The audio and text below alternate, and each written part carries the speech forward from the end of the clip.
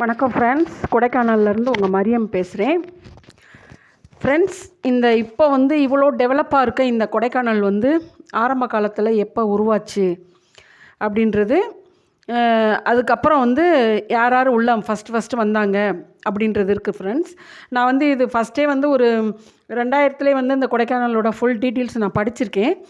அதில் ஒரு முக்கியமான இது மட்டும் உங்கள்கிட்ட நான் சொல்கிறேன்.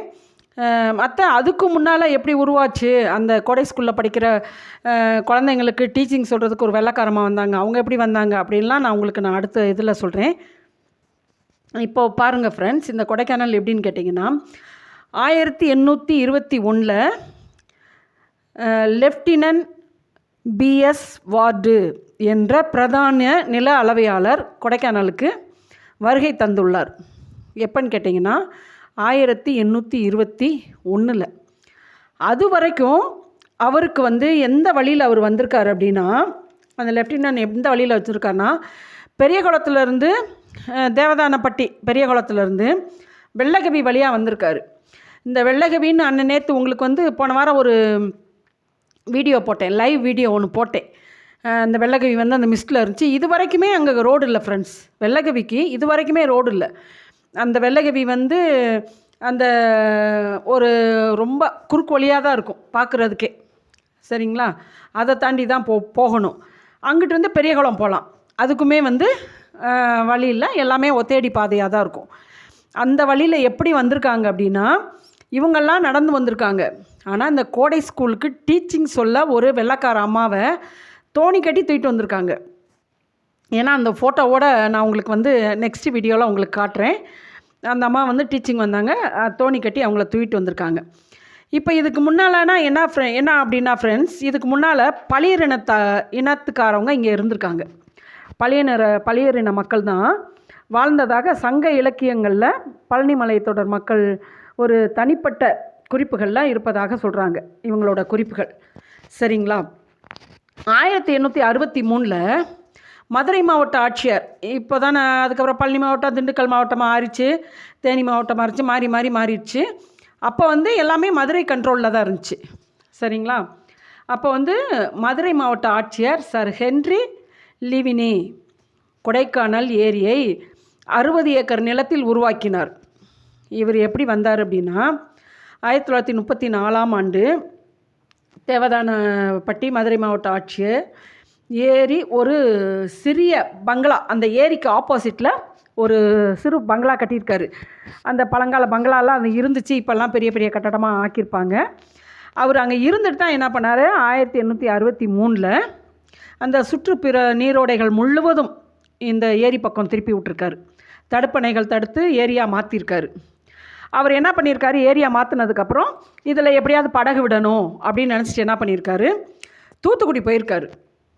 முதல் படகுகளை தூத்துக்குடியிலேருந்து வாங்கிட்டு இங்கே சவாரிக்கு கொடைக்கானலில் விட்டுருக்காரு. 1890 இந்த படகு தளம் ஒன்றை அமைச்சிருக்காரு, சரிங்களா? அடுத்து அமெரிக்க பரப்பு குழுவினரால் சமவெளி பகுதிகளில் உள்ள உயர் வெப்பநிலையிலிருந்தும், அதாவது அயன மண்டல நோய்களிலிருந்தும் தப்பித்து கொள்ளும் பொருட்டு 1845 ஒரு மலைவாழ் உருவாக்கப்பட்டது, சரியா? இந்த இடம் 1800, அதாவது கொடைக்கானலில் இப்போ குளிர், வத்தலகுண்டில் எடுத்துக்கிட்டிங்கன்னா வெயில், அதே மாதிரி பழனியில் எடுத்துக்கிட்டிங்கனாலும் உங்களுக்கு ரொம்ப வெயில். அப்போ அதிலெல்லாம் இருந்து தப்பிக்கிறதுக்காக இவங்க ஒரு மலை வாழிடமாக உருவாக்கப்பட்டாங்க. 20ஆம் நூற்றாண்டில் ஒரு உயர்குடி இந்தியர்கள் இந்த இயற்கையை ரசிக்க கொடைக்கானலுக்கு வந்திருக்காங்க. இந்த கொடைக்கானலோட அளவு எவ்வளோன்னு கேட்டிங்கன்னா 2225 மீட்டர் உயரம், அதாவது 7300 அடி உயரம்னு சொல்கிறாங்க. ஆனால் அதை விட அதிகமாக தான் ஃப்ரெண்ட்ஸ் இருக்கும். ஒரு குறிப்பிட்ட இடத்துல லெவல்லேருந்து இப்போ டவுனுக்குள்ளே ஒரு ஹைட்டாக இருக்கும். இன்னும் பூம்பாரா, மன்னமனூர், கவிஞ்செல்லாம் போயிட்டு அங்கே இன்னும் ஹைட்டாக இருக்கும். இவங்க டவுன் அளவுக்கு தான் இவங்க அந்த அளவு வச்சுருக்காங்க அப்படின்றது தான் எங்களோட கணிப்பு, சரிங்களா? அப்போ இப்படி இருக்கும்போது என்ன பண்ணியிருக்காங்க, இதை எப்படின்னு கேட்டிங்கன்னா மறுசீரமைப்பு. இப்போ நம்ம ஃபஸ்ட்டு அவர் வந்தார் இல்லையா, நில அளவையாளர், ஃபஸ்ட்டு ஐரோப்பியர் அவர் தான். அதாவது நம்ம கொடைக்கானலுக்கு வந்த முதல் ஐரோப்பியர் வந்து அவர் தான். யார்? லெப்டினன்ட் பிஎஸ் வார்டு என்ற பிரதானிய நில அளவையாளர். நான் சொன்னேன்னா, அவர் வந்து எந்த பக்கம் வந்திருக்காரு? பெரிய குளத்துலேருந்து தேவதானப்பட்டி வழியாக வெள்ளகவி வழியாக பழனி மலை வந்தாராம். எப்படி வந்தார்? அவர் வரும் வழியில் தான் பாம்பார்புர அருவியை பார்த்துருக்காரு. அந்த பாம்பார்புர அருவிக்கு மேலேயே அவர் தங்குறதுக்கு ஒரு கூடாரம் அமைச்சிக்கிட்டார். அவர் பணியை அவர் தொடர்ந்துட்டார். சரிங்களா? அது வரைக்குமே கொடைக்கானலில் நில அளவை கிடையாது. 1837 வரை நில அளவை கிடையாது. இங்கே ஃபஸ்ட்டு யார் வாழ்ந்திருக்காங்க அப்படின்னா, கிமு முன்னதாகவே இங்கு மனிதர்கள் குடியேற்றம் இருந்ததாக தொல்லியல் துறை ஆய்வுகள் ஆதாரங்கள் கூறுகிறது. அதாவது ஆதி காலத்திலேருந்தே இந்த பழையரின மக்கள் வந்து இங்கே வாழ்ந்திருக்காங்க. சில உள்ளூர் அகழ்வாராய்ச்சி பொருட்களும் செண்பகனூர்னு ஒரு மியூசியம் இருக்குது பார்த்தீங்களா, அங்கே வந்து இருக்குது. தொடக்க கால கிறிஸ்தவ சகாப்தத்திற்கு முன்னதாக பழனி கொடைக்கானல் மலைகள் இருந்ததற்கான எழுத்துப்பூர்வமான ஆதாரங்கள் இருக்குது. சரிங்களா? இதெல்லாம் நான் ஒரு புக்கில் படித்தேன் ஃப்ரெண்ட்ஸ், அதனால தான் உங்களுக்கு நான் இவ்வளோ தெளிவாக சொல்கிறேன். அப்போது மாவட்ட ஆட்சியராக இருந்த சர்வே லெவின் தனது ஓய்வு காலத்தை இங்கே தான் கழிச்சிருக்காரு. நம்ம இங்கே கொடைக்கானலில் இருந்துடலாம் அப்படின்னு சொல்லி கழிச்சிருக்காரு. அப்போ ஃபஸ்ட்டு நீலகிரி தான் உருவாக்கியிருக்கு. சரிங்களா? அதுக்கப்புறம் தான் கொடைக்கானலுக்கு குடியேறி வந்திருக்காங்க. ஆஸ்திரேலியாவில் வந்து குடி வந்தவங்க என்ன பண்ணியிருக்காங்க, அந்த வெள்ளைக்காரவங்க நம்ம இந்திய பணியாளர்கள் எல்லாம் வந்திருக்காங்க.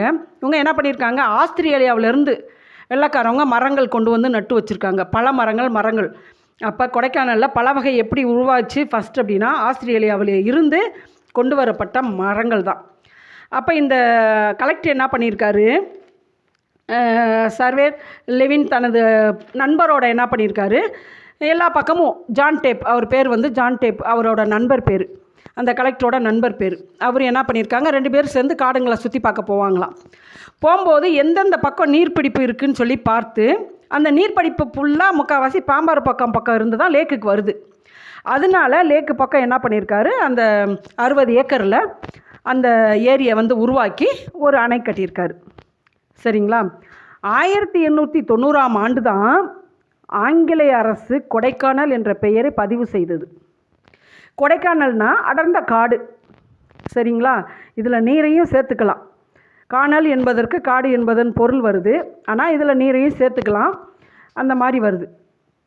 அப்போ அதுக்கு பின்னால் தான் கொடைக்கானலை நோக்கி மத போதகர்கள், ஆங்கிலேயர்கள், அதிகாரிகள், அரசின் அதிகாரிகள் அதிக அளவில் வந்து கொடைக்கானலுக்கு இறங்கியிருக்காங்க. இவர்களோடு சேர்ந்து இந்திய பணியாளர்களும் வந்திருக்காங்க. படிப்படியாக மக்கள் தொகை அதிகரித்து கொடைக்கானல் என்ற பெயர் பிரபலமாயிடுச்சு. அதன் பின் தான் டூரிஸ்ட் பிளேஸாக மாறிடுச்சு. இதுக்கப்புறம் என்ன பண்ணிங்கன்னா, கோக்கர்ஸ் வாக் எப்படி உருவாச்சு? சரிங்களா? அது யார் உருவாக்குனா? பிரேண்ட் பார்க் யார் உருவாக்குனா? இப்படி ஒவ்வொரு சரித்திரத்திற்கும் ஒவ்வொரு ஆங்கிலேயரோட பேர் வரும். ஏன்னா இதை முழுசும் உருவாக்குனது, கொடைக்கானலில் உருவாக்குனது ஆங்கிலேயர்கள் தான். நான் சொன்னேன் இல்லையா, கோடை ஸ்கூலில் வேலை செய்கிற ஒரு முதல் அந்த கோடை ஸ்கூல் உருவாச்சு, ஆங்கிலேயர்களுக்காக உருவாச்சு. அந்த ஸ்கூலுக்கு பாடம் சொல்லி கொடுக்க ஒரு டீச்சரை கொண்டாந்துருக்காங்க, ஒரு வெள்ளைக்கார அம்மாவை தோணி கட்டி அந்த பெரிய குளத்து வழியாக தூக்கிட்டு வந்திருக்காங்க. சரிங்களா? அந்த மாதிரி அது வந்து அந்த மாதிரியே இருக்குது, புக்கில் இருக்குது. அந்த அம்மாவோட ஃபோட்டோ போட்டே அவங்க தூக்கிட்டு வர மாதிரியெல்லாம் அது புக்கில் இருக்குது ஃப்ரெண்ட்ஸ். அப்போ ஆங்கிலேயர்களுடைய ஆதிக்கம் வந்து எவ்வளோ இதாக இருந்துச்சுனாலும் கொடைக்கானலை வந்து எவ்வளோ டெவலப் பண்ணியிருக்காங்க.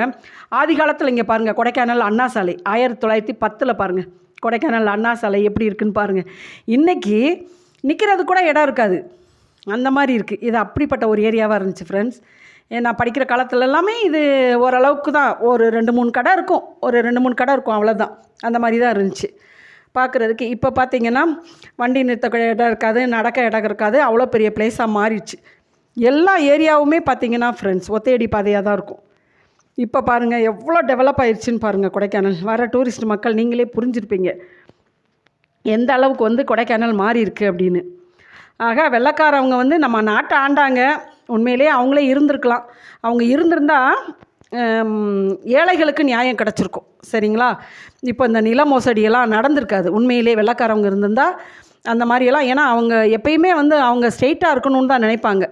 அவங்க தமிழர்களை வந்து இந்தியர்களை வந்து தொல்லை கொடுக்கணும்னு நினச்சாங்களே தவிர அவங்களோட விஷயத்தில் ஸ்ட்ரைட்டாக இருப்பாங்க. உங்களுக்கு நாளைக்கு மற்ற கதையெல்லாம் சொல்கிறேன். தேங்க்ஸ் ஃபார் வாட்சிங்.